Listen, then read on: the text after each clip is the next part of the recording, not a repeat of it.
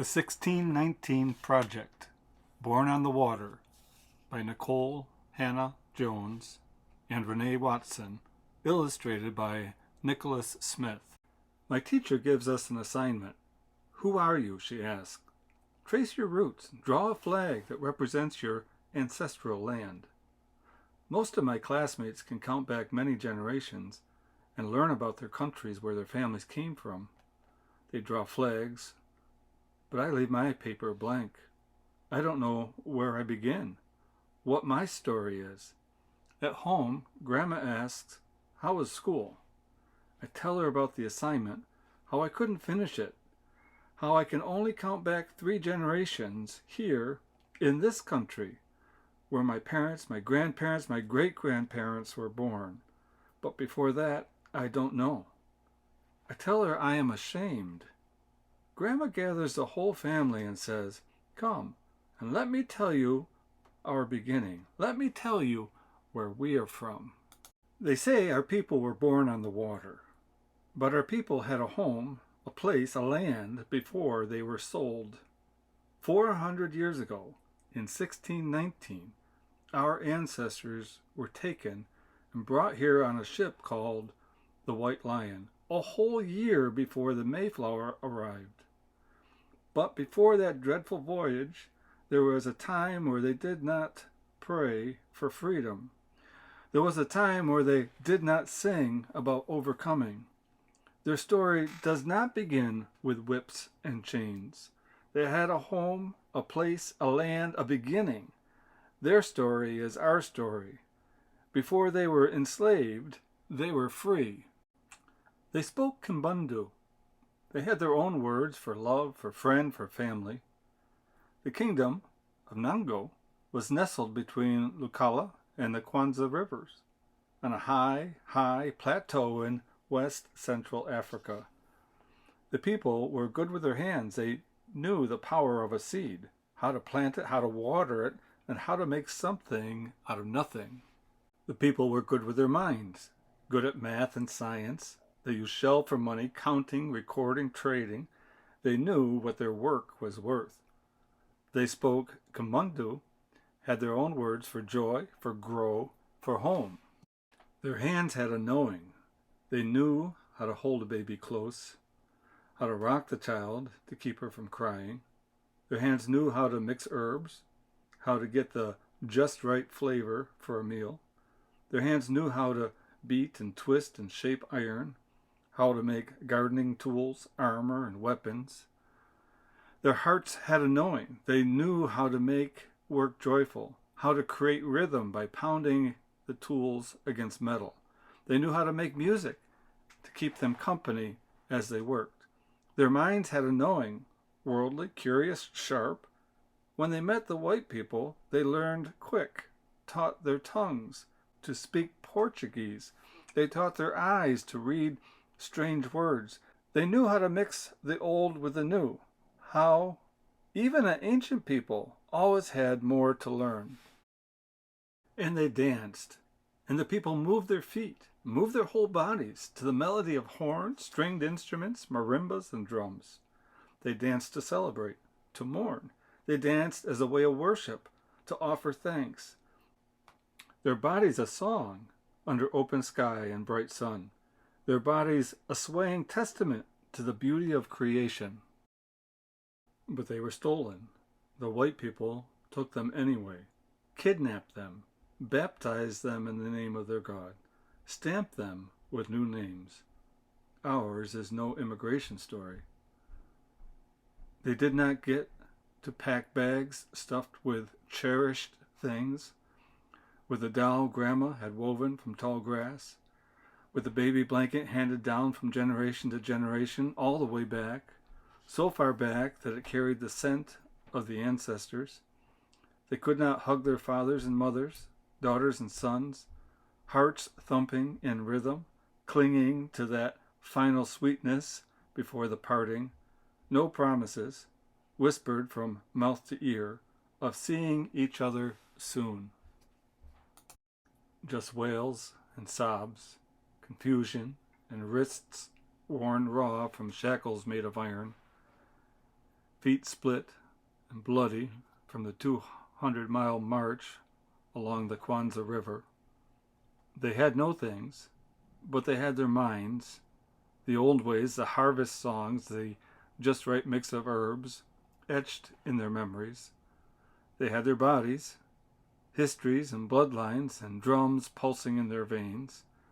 With trembling fingers, they braided seeds into their hair, defiantly hiding tiny pieces of home to plant one day in new soils.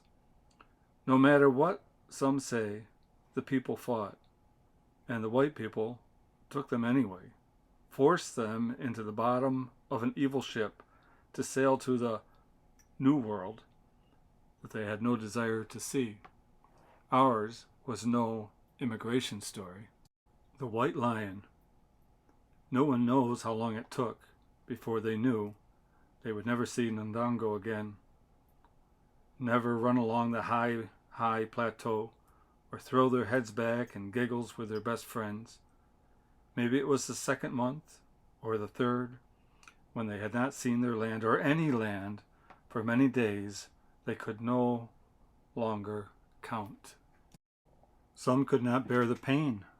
They refused to eat. They shut their mouths until their hearts gave out. Others tossed themselves into the teal eternity of the Atlantic Ocean, swimming one last time with the ancestors.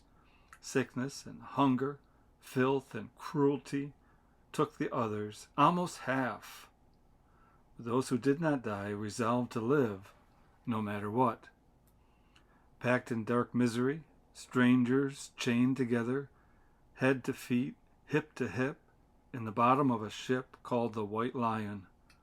They saw that these strangers, men, women, children, kidnapped too, from many villages, these were their people now. These many people became one people, a new people. And that is why people say, we were born on the water. We come from the people who refused to die. Finally, the ship stopped moving, and the people were dragged to the deck. They closed their eyes against the light of a sun they had not seen since Mother Africa's coast. They closed their eyes against the sight of a land that was not theirs. They cried a silent cry as white men spoke strange words, talking about their bodies, and with a handshake traded another's child, another's mama and daddy, 20 to 30 beloved human beings in all, for a few pounds of food and drink. 400 years ago, in the year 1619, white people called this land Virginia, a sweet-sounding word for such a place of such pain, a sweet-sounding word for a place where American slavery began. From sunup to sundown, the people worked the fields, growing and harvesting tobacco. The crops were sold to Europe, bringing wealth to Virginia, but the enslaved people did not get anything in return for their labor. The people worked and worked. When the people grew weary, they remembered their yesterdays, remembered their songs from Nango. They sang to ease their spirits. As they sang, they looked to the future, hoped for better days, planted prayers into the heavens, praying, praying, praying for freedom. After a long day's work planting tobacco in the fields, after brutal treatment, after nothing to show for their hard work, sadness would come, a longing for Nango, for the mamas, for the daddies, for the friends they could no longer hug and talk with under the warm sun. But we were in a strange land, they said, but we are here and we will make this home. We have our songs, our recipes, our know-how. We have our joy. We will love, laugh, sing, and hug our children as tight as you can hold a child. We will survive because we have each other. And so the people planted the seeds they'd carried over the ocean, snuck to visit one another in the dark of night, sang songs, swapped tales of yesterday, remembering, remembering. And the people planted dreams and hope, willed themselves to keep living, living. And the people learned new words for love, for friend, for family, for joy, for grow, for home. We are in a strange land, they said, but we are here and we will make this home. We have determination, imagination, faith. We will survive because we have each other. The Tuckers of Tidewater, Virginia, 1624. Anthony and Isabella, enslaved on the plantation of Captain William Tucker and his wife Mary Tucker, two ordinary people forced to till the soil, forced to build a country they were not from, found a way to build a love for each other, to marry, to create a family, a legacy. They did not know their family would be the start of a new people.